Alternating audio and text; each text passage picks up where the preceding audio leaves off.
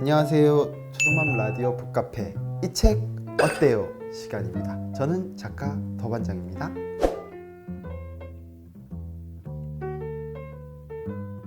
오늘 소개시켜 드릴 책은요, 형제자매는 한 팀이라는 책입니다.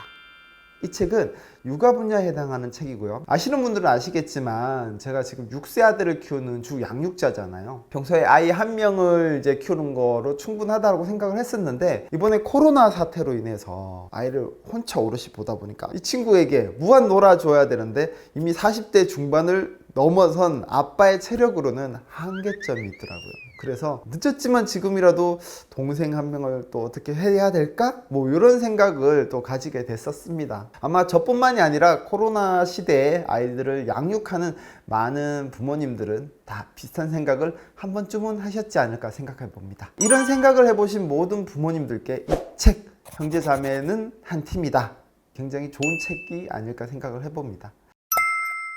남매를 비롯해 형제자매를 육아하는 것은 쉬운 일이 아니죠. 특히 현대사회를 살아가는 많은 부모님이라면 공감하실 거예요. 밖에서 일을 하다 보니 아이들과 보내는 시간이 부족하게 되고, 그러다 보니 아이에게 굉장한 미안함을 가지게 되죠. 근데 이런 미안함을 가지는 분들께 이 책에서는 이런 이야기를 하고 있습니다. 첫 아이에게 최선을 다할 수 있는데 둘째에겐 한계가 너무 빨리 찾아왔어요. 그렇죠. 누구나 처음은 신비롭고 모든 것을 다 주고 싶고, 그리고 가장 육아를 힘들어하는 대상이 되기도 합니다. 그런데 둘째가 태어나면 첫째를 통해 경험한 부분들이 있다 보니까 타협을 하기도 하고요. 그리고 또 외부 환경적인 문제로 첫째 때보다 조금 못한 육아를 할 수도 있습니다.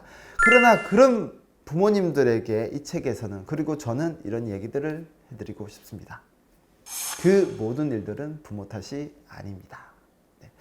우리는 지금까지 할 수 있는 모든 것을 해왔고요. 또 그것은 최선이었습니다. 아울러 부모가 육아로부터 행복해야 아이도 행복해진다는 사실, 여러분 많이 들어봐서 알고 계시죠? 한 연구기관에서는요, 이런 조사를 했다고 합니다. 엄마가 아이들 때문에 힘들어 할 때, 또는 엄마가 힘든 마음을 가졌을 때 티를 내지 않으려고 했음에도 불구하고 아이들은 신기하게도 그런 엄마의 마음을 다 캐치했다고 합니다. 그래서 아이들도 행복한 감정을 가질 수 없었다고 하네요. 그런데 반대로 아빠가 힘들 때 아이들은 그런 것을 전혀 느끼지 못했다고 합니다. 왜일까요? 네, 한번 좀 생각해 보셨으면 좋겠습니다. 그 답은 책 속을 통해서 여러분들이 찾아보셨으면 좋겠습니다. 본격적으로 그러면 지금부터 책의 구성에 대해서 제가 이야기 드려보도록 할게요. 이 책은 보통의 책과는 달리 총 8장으로 구성되어 있습니다. 보통의 책들은 5장으로 구성되어 있고 그 장마다 한 5개 정도의 주제로 이루어져 있는데요. 이 책은 그런 부분에서 좀 더 자유롭게 작가가 글을 썼다고 할 수가 있습니다. 자, 1장은요, 먼저 아이가 원하는 것을 부모가 알아보는 법이고요. 2장은요, 아이들의 발달 단계 차이를 부모가 활용하는 방법에 대해서 이야기하고 있습니다. 그리고 3장은요, 아이들의 역할을 이해하고 문제를 예방하는 방법에 대해서 나와 있고요. 다음으로 4장은 형제 자매 간 갈등을 해결하는 방법을 배우는 법에 대해서 이야기하고 있습니다. 5장은요, 형제 자매가 자아를 발견하는 방법에 대해서 이야기하고 있고요. 그리고 6장은 형제 자매가 한 팀이 되는 방법, 그리고 7장은 특별한 형제 자매를 대하는 방법. 네, 특별한, 딱 이야기하니까 조금 감이 오시죠? 아이가 장애가 있다라든지 어려움을 겪고 있다라든지. 자, 그리고 마지막으로 8장은요, 부모가 꼭 해야 할 일들에 대해서, 그리고 또 하지 말아야 될 일들에 대해서 서술을 해주고 있습니다. 본격적으로 이 목차들에 대한 이야기들을 조금 해볼까 하는데요. 아무래도 책에서는 첫 번째 장이 굉장히 중요하겠죠. 그 1장에 대한 이야기와 그 이후에 제가 좀 더 관심 있게 본 이야기에 대해서 여러분께 들려드리고자 합니다. 1장, 아이들과의 소통을 위해서 부모가 꼭 알아야 하는 아이들의 마음에 대해 이야기해 보도록 하겠습니다.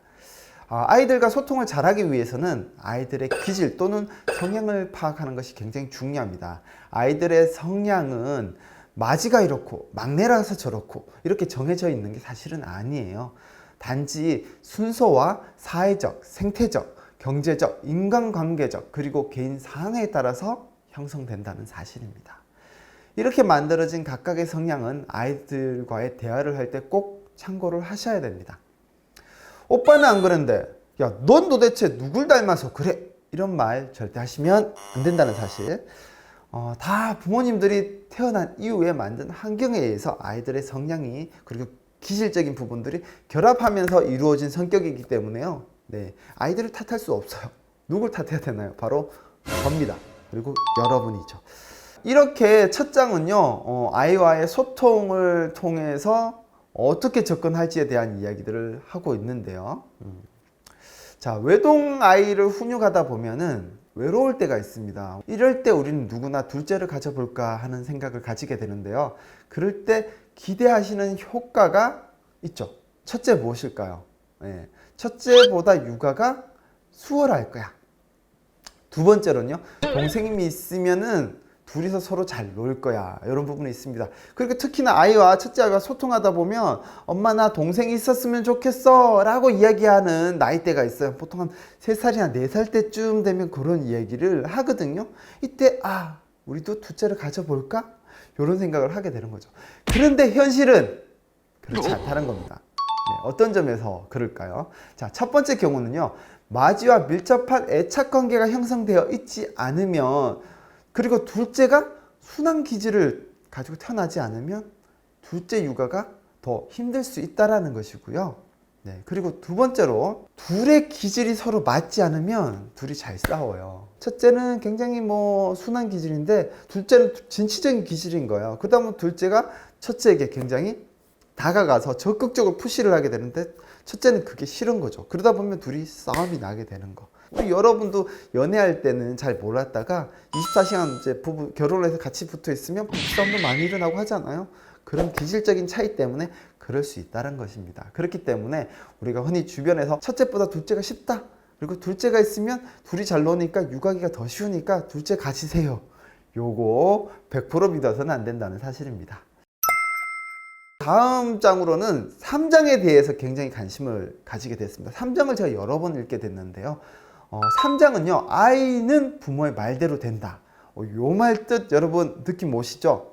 우리가 흔히 아이들이 예쁘고 사랑스럽고 믿음직해서 하는 립 서비스 말들 있잖아요. 그런데 그것이 아이들을 하나의 어떤 프레임에 가두게 돼 갖고요, 아이들을 힘들게 한다는 것입니다. 대표적인 게 너는 항상 왜 그렇게 심술 굽니? 이 말에는 너는 항상 화가 나 있는 거나 심술쟁이라는 의미가 내포되어 있습니다. 이런 말들을 들으면 자란 아이는 어떻게 될까요? 바로 아이들이 성향이 그렇게 간다는 거예요. 엄마 아빠 말을 믿고 자라니까요. 무의식 중에 나는 굉장히 좀 뭐가 낫나 보다? 이렇게 생각을 한다는 거죠. 이 말 이외에도 여러분들이 하시는 흔한 말이 있는데, 누구처럼 제발 얌전히 좀 굴어라. 이렇게 누구와 비교를 하는 말들을 하면 아이들은 형제 자매 간에도 문제인식이 일어나서 다투게 됩니다. 그럼 친구는 어떨까요? 미워하게 되죠. 이 같은 경우는 여러분 어떻게 앞으로 말씀해 주시면 좋을까요? 이 책에서는 다음과 같이 이야기하시면 좋다고 합니다.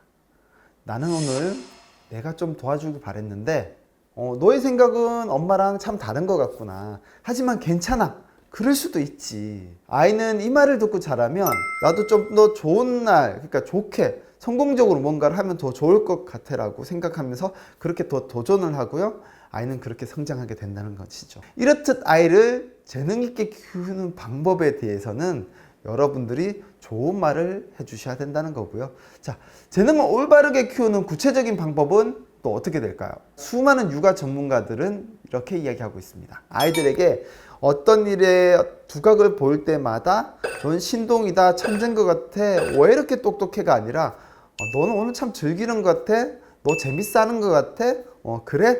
재미가 없을 때까지 계속 해봐. 이렇게 하면 아이들은 그것을 즐기면서 실수를 하더라도 그냥 즐기는 거기 때문에 다시 또 이렇게 해보지 저렇게 해보지 하면서 자신의 역량을 키워간다는 것입니다. 따라서 우리가 공부도 같죠.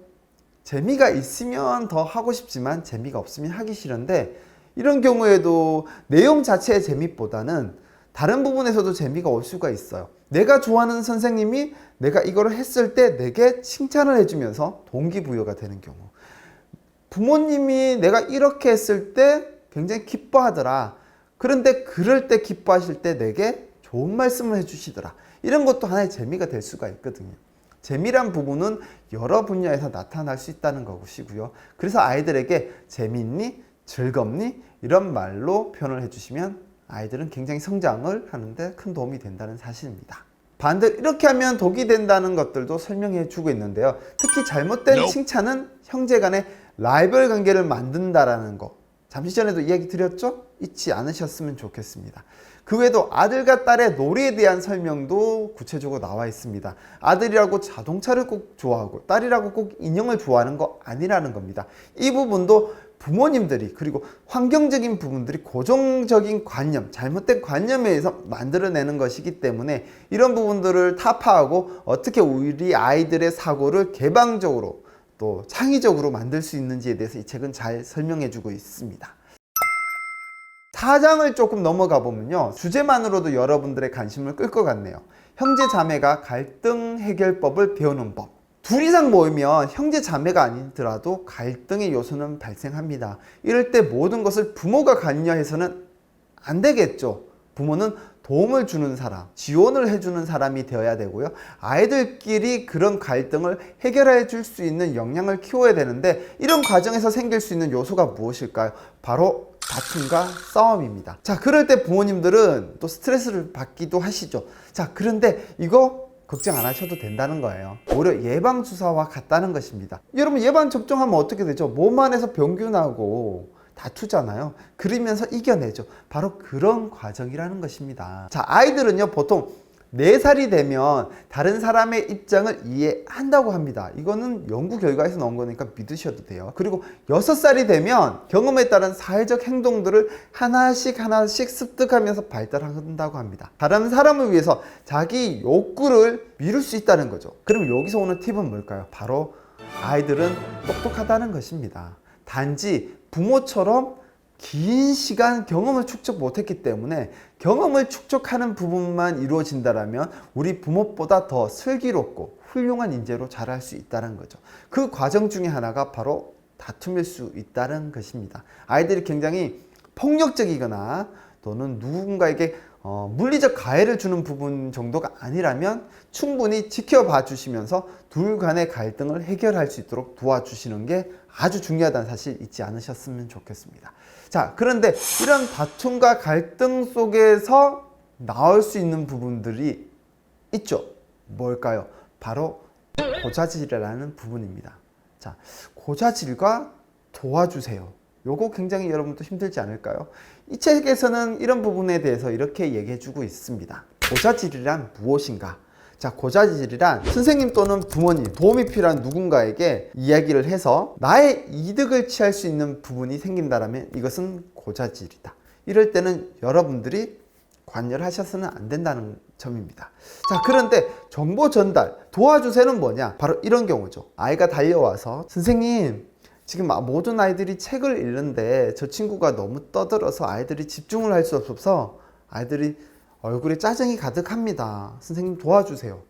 이 부분은 본인의 이득보다는 전체적으로 책을 보는 아이들 전체 분위기를 위한 것이죠. 이런 부분들은 도와주세요라는 거죠. 그래서 아이들과 있다 보면 형제 자매끼리도 엄마 쟤는 말이야 이렇게 해서 고자질을 하는 경우가 많은데, 이런 부분들은 잘 두 사람끼리 해결할 수 있도록 지켜봐 주시고, 반대로 정말 도움을 요하는 부분, 아니면 반대로 형제 자매가 다칠 수 있는 거, 예를 들면 엄마가 안 보는 사이에 칼을 들고 뭔가를 자르고 있다든지 이랬을 때 그 아이가 크게 다칠 수 있어서 도와주세요 개념은 적극적으로 관여해서 도움을 주셔야 된다는 부분들, 이렇듯 고자질과 도와주세요 다르다는 사실 여러분 기억해 주셨으면 좋을 것 같고요. 자, 이후로도 너무나도 좋은 내용들이 이 책에는 있습니다.